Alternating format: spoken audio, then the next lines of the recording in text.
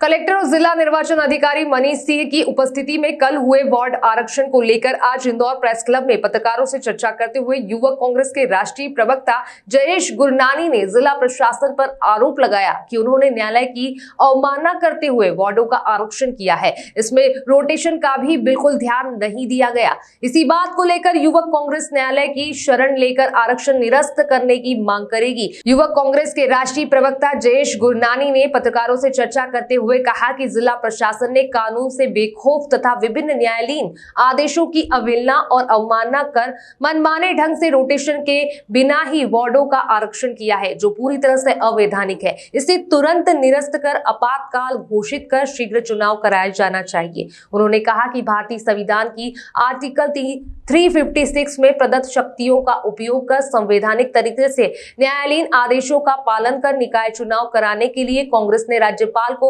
अभ्यावेदन भेजकर सरकार से सवाल किया कि उच्च न्यायालय ने जिस अधिसूचना को निरस्त किया है उसके बाद अनुसूचित जाति और अनुसूचित जनजाति वर्ग के वार्डों का आरक्षण रोटेशन पद्धति से क्यों नहीं किया गया। गुरनानी ने कहा कि 25 मई को इंदौर जिला प्रशासन ने इंदौर नगर निगम के वार्डों के आरक्षण की प्रक्रिया पूर्ण रूप से असंवैधानिक और असंवैधानिक है, क्योंकि उक्त प्रक्रिया संवैधानिक सिद्धांतों की धज्जियां उड़ाते हुए और उच्चतम न्यायालय और मध्य प्रदेश उच्च न्यायालय के आदेश की अवहेलना करते हुए संपन्न में की गई।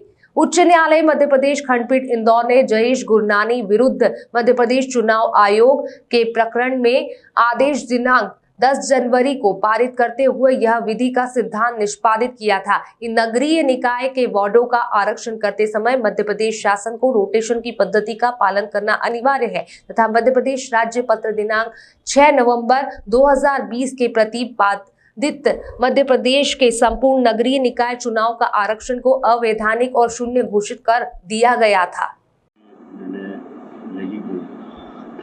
देखिए, कांग्रेस पार्टी का यह निर्णय है कि कांग्रेस पार्टी यह चाहती है कि अनुसूचित जाति और अनुसूचित जनजाति के लोगों को उनका अधिकार मिले।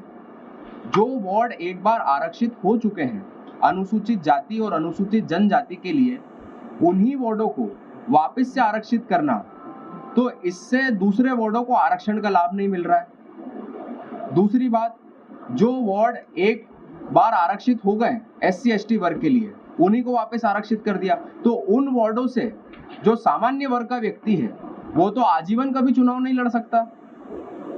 तो इस प्रकार की चीजें देखने को आ रही हैं, यह एक जो है सामाजिक स्थिति जो है उसको बिगाड़ने की जो है पूरी एक सोची समझी साजिश जो है वह भारतीय जनता पार्टी और मध्य प्रदेश के शासन द्वारा की गई है।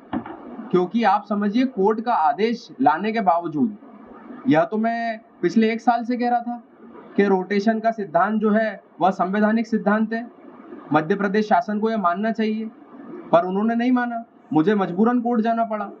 कोर्ट से आदेश लाने के बावजूद अब भी नहीं मान रहे। तो यह तो एक सोची समझी साजिश ही साबित हो रहा है कि अनुसूचित जाति और अनुसूचित जनजाति के लोगों को उनका अधिकार ही नहीं देना है भारतीय जनता पार्टी को। OBC वर्ग के लिए भी सीटें घटा दी जाती हैं, 21 से 18 कर दी गई। तो आप देखिए कि जो पिछड़े लोग हैं, भारतीय जनता पार्टी की यह सोच है कि वह पिछड़े ही रहें, आरक्षण का लाभ दूसरों को नहीं मिले। जो वार्ड एक बार आरक्षित हो गए हैं वही वार्ड हमेशा के लिए आरक्षित रहे, सामान्य वर्ग कभी चुनाव लड़ ही नहीं पाए उन वार्ड से। तो इस प्रकार की चीजें जो है यह दुखद है बहुत।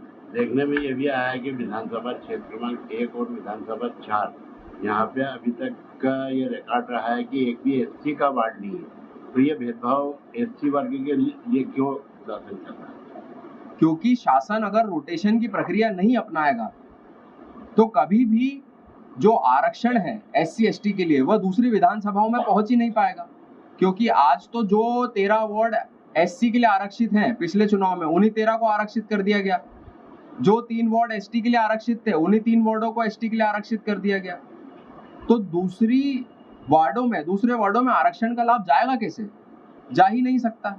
और यही हमारी मांग है कि दूसरी विधानसभाओं में भी वार्ड आरक्षित होने चाहिए, दूसरी विधानसभाओं को भी आरक्षण का लाभ मिलना चाहिए।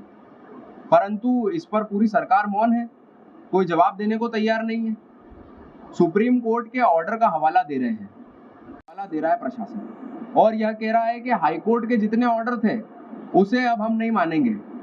परंतु यदि 28 नंबर पैरा को ध्यान से पढ़ा जाए या तो किसी विधि सलाहकार से पढ़वाया जाए तो वह एक ही राय देगा कि पैरा नंबर 28 उन आदेशों की बात नहीं करता है जो कि फाइनल ऑर्डर है, सिर्फ उन आदेशों की बात करता है जो कि इंटरिम ऑर्डर है, जिसमें याचिकाएं अभी लंबित है।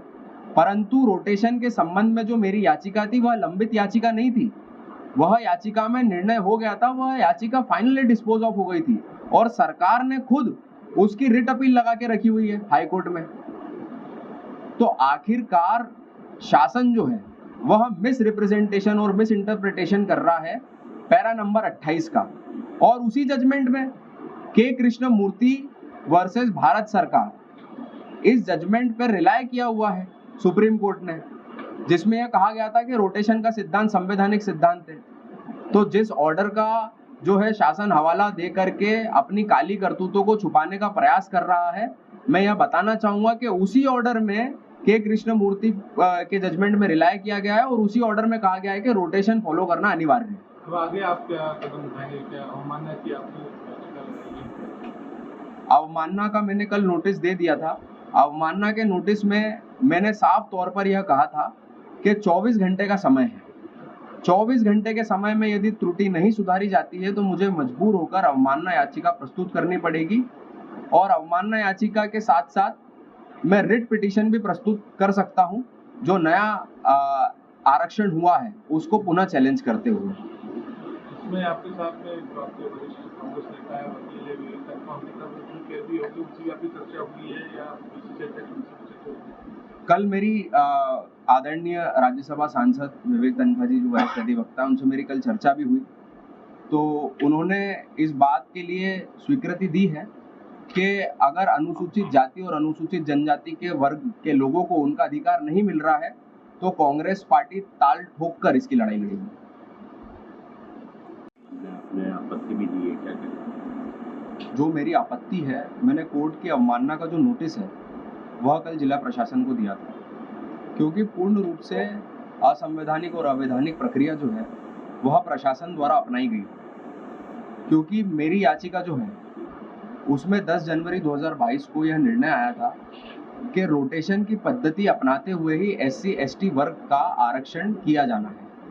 परंतु जिला प्रशासन ने एक बार पुनः तानाशाही रवैया अपनाते हुए, रोटेशन की पद्धति को ना अपनाते हुए वापस से उन्हीं वार्डों को आरक्षित कर दिया है SC/ST वर्ग के लिए, जो कि पिछले चुनाव में SC/ST वर्ग के लिए आरक्षित थे।